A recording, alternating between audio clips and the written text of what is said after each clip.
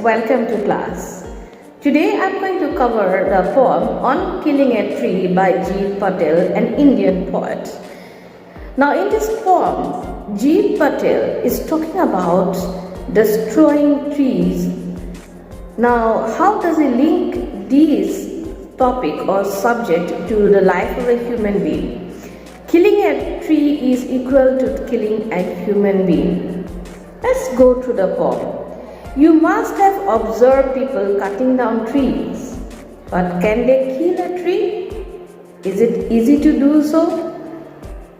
So we get the answer by reading the poem. According to Jeev Patel, killing a tree or cutting down a tree is not so easy. Just like the life of a human being or killing a human being is not an easy task. It is a heinous crime. So also cutting down a tree. It takes much time to kill a tree. Not a simple jab of the knife will do it.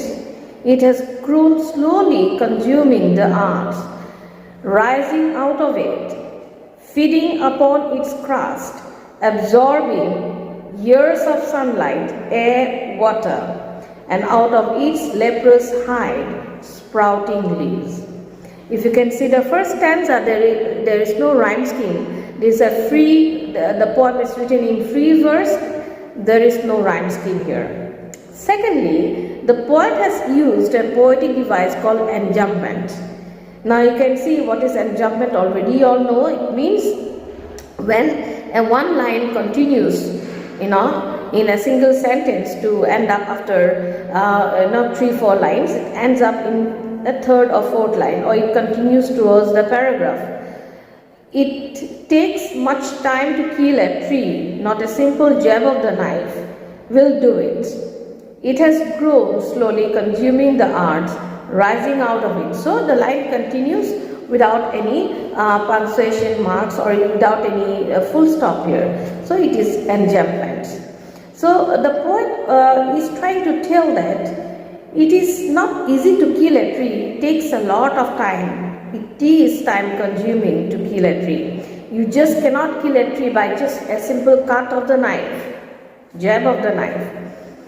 It has, why? Because the tree has grown and its roots are like down below the earth, and it is the earth that pulls the tree down for long years, rising out of it, feeding upon its crust. So the tree rises up from the crust of the earth and feeding what? It's absorbing the sunlight for years and years, the water and the air. So it is not easy to cut down a tree. And out of its leprous hide, sprouting leaves. Leprous hide is referring to the bark of the tree. It is a metaphor here. The poet compares the hide, the bark of a tree, to the skin of a leprous. Like it is rough and not very appealing. So maybe the hard covering of the tree, the trunk, the bark of the tree is compared. It's a metaphor here to the skin of the leprous hide. Hide means hide of the skin of the tree. And out of its leprous hide, sprouting leaves. Even if you cut down a tree, it will grow back again. It will grow back again. That's what the poet is telling, that it's not at all easy to cut down a tree. So hack and chop, but these alone won't do it. Not so much pain will do it. The bleeding bark will heal, and from close to the ground will rise curled green twigs, miniature boughs, which if unchecked will expand again to former size.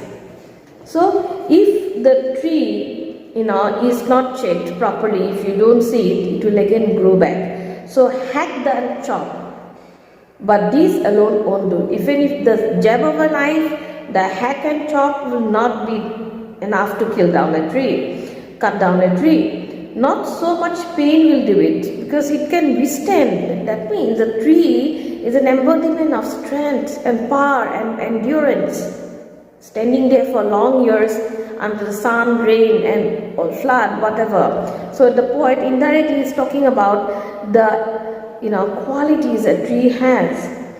Not so much pain will do it. Not jab, chop, or hack. These are blows that we give to the tree while we cut it down. It is painful, but that is not enough for the tree to give up. It can withstand much more than that.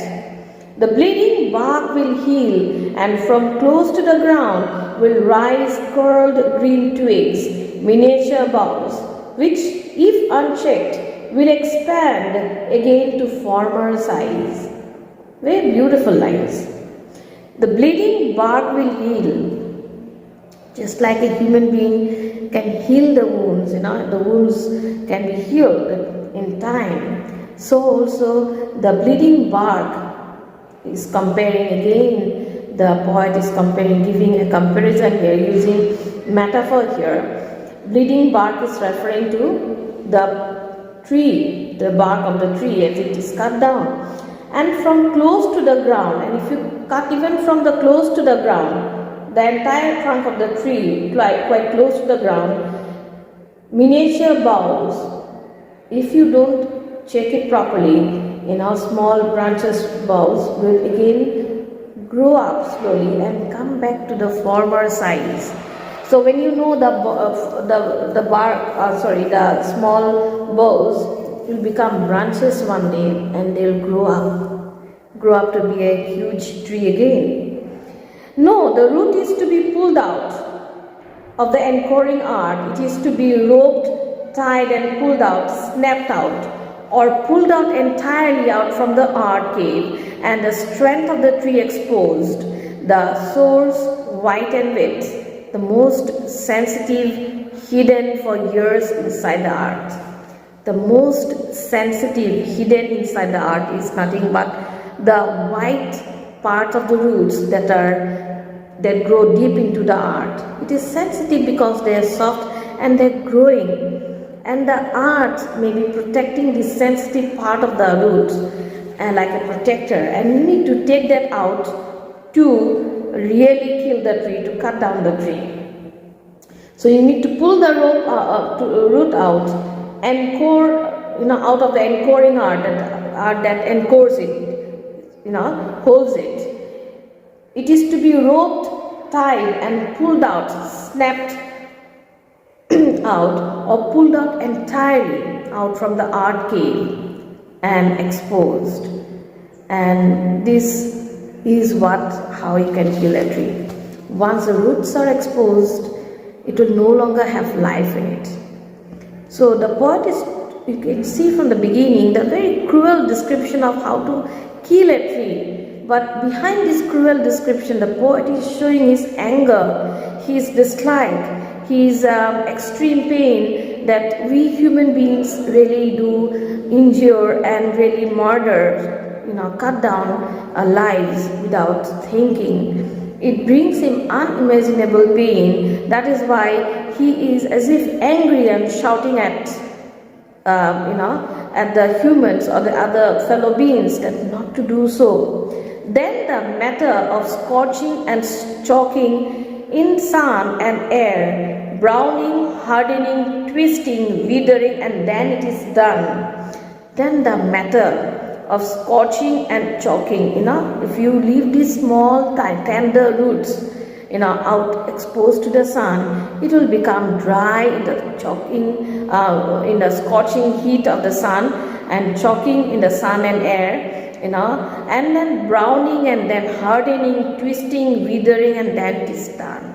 And finally that will be done. Look at the strong words in the last stanza: choking in the sun, air, browning, hardening, twisting, withering, and then it is done, finally done. So the poet in a way is telling that indirectly to all of us that maybe we are in need to cut a tree, but he indirectly mocks at people who does that job. It is inhuman to cut down a tree, just like it is inhuman to kill one's fellow human being. So happy reading the poem. Please try to read the poem. Understand this poem has some poetic devices called metaphor and jump and even alliteration. Find it out in the poem and let's meet in the next class. Goodbye.